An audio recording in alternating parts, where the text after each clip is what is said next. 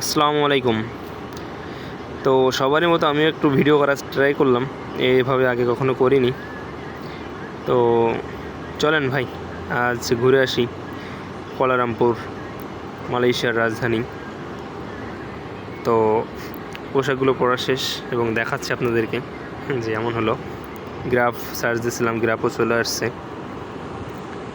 গ্রাফে উঠে আবার দেখতেছিলাম রাস্তায় কোনো পুলিশের কাচ্চাও আছে কিনা, ঝামেলা আছে কিনা। তো চলে আসলাম আমাদের নিকটস্থ বাস কাউন্টারে। তো জায়গাটা দেখে মনে হবে যে আপনার গাবতলী বাস কাউন্টার, কেন অনেকটাই তেমনই, ছোট ছোট ঘর, ছোট ছোট জায়গা। তো কাউন্টার থেকে ভাই টিকিট নিয়ে চলে আসলাম আমাদের বাসের কাছে।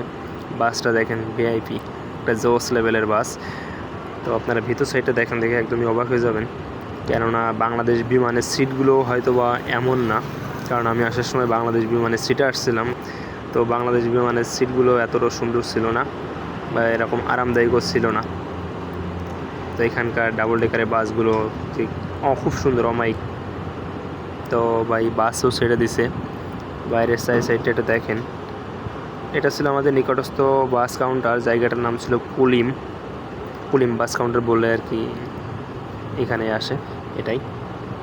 তো মেন রোডে চলে আসলাম, দেখেন ভাই ভিউটা খুব অসাধারণ ছিল। আমাদের গাড়ি ছিল 11টার দিকে, 11টা 15 পরে আর কি। তো মেন রোডটা রাত্রেবেলা একটু ফাঁকাই ছিল আমরা যখন যাচ্ছি প্রথম দিকে, কিন্তু কি বলবো ভাই, পরবর্তীতে যে পরিমাণ জ্যাম, তা মানে বলার বাইরে, এত জ্যাম। এখন দেখেন কত সুন্দর দেখা যাচ্ছে, রাস্তাটাও খুব ফাঁকা আছে, ড্রাইভারও খুব দ্রুত গাড়ি চালাচ্ছে। আর আমিও চলে আসলাম একদম সামনের দিকে, যেহেতু আমি উপরে আছি, উপর থেকে ভিডিওটা করলে একটু ভালো দেখা যাচ্ছে আর কি।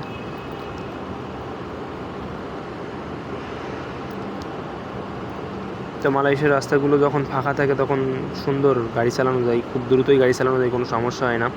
আর এবার দেখেন আমাদের জ্যামের কি অবস্থা, সব লাল হয়ে আছে, মানে কী বলবো আর কি। তো জ্যাম ট্যাম শেষ করে অনেক দূরের পথ ভাই, পুরো ভিডিও করিনি, অল্প একটু করে রাখছিলাম। আর এদিকে চলে আসলাম আমাদের টিবিএস বাস টার্মিনাল সম্ভব। তো এটা ছিল মালয়েশিয়ার সবথেকে বড় বাস টার্মিনাল। তো এই টার্মিনাল থেকে মালয়েশিয়া আপনি যে কোনো প্রান্তে বাসে বা ট্রেনে যাতায়াত করতে পারবেন কোনো ঝামেলা ছাড়াই। আর এখানে আমাদের বাংলাদেশের মতোই টিকিট কেনা যায়, আবার অনেকে আছে অনলাইন থেকে কেনে, আবার কার্ড পাঞ্চ করেও যায়। ব্যাঙ্ক অ্যাকাউন্টের কার্ড শো করলে আপনি যে কোনো জায়গায় যেতে পারবেন। তো রাত 4টার দিকে পৌঁছানোর পরেও বাকি সময়টা এখানেই ছিলাম। সকাল 7টার দিকে আমরা বের হলাম বাইরের দিকে। তো বাইরের পরিবেশটা মাশাআল্লাহ খুব সুন্দর। আর এদিকে বাইরে বেরোনোর পরই চলে আসলাম গ্রাফ সার্চ দিয়ে, গ্রাফের গাড়িও চলে আসছে। তো কি বলবো ভাই, দুঃখের কথা, আপনার যেখানে 10 টাকার ভাড়া, সেখানে সকাল 7টার ভিতরে গ্রাফ সার্চের কারণে চলে আসছে আমাদের প্রায় 40 টাকা মতো আর কি। তো এখান থেকেও গাড়িতে উঠে চলে আসছি। আর সামনে দেখা যাচ্ছে মালয়েশিয়ার সবথেকে উঁচু ভবন বলা হয় এটাকে, আর বিশ্বের ভিতরে দ্বিতীয়, বুর্জ খলিফার পর এইটার স্থান। তো সেটাই দেখালাম। আর প্রতিদিনের মতোই বাংলাদেশের পাসপোর্ট করতে গেলে একটু ঝামেলা হবে, আমরা সবসময় দেখি আমার মামায় যে ঘুমাই যাচ্ছে। তো আমাদেরও অনেক ঝামেলা হলো, অনেক সময় লাইনে দাঁড়াইছিলাম। থাকার পর এক পর্যায়ে ভিতরে ঢুকলাম, ভিতর থেকে কাজটা শেষ করলাম, প্রায় 4 ঘন্টা যাবত কাজ শেষ করে এখন আবার আমাদের রুমে ফেরা।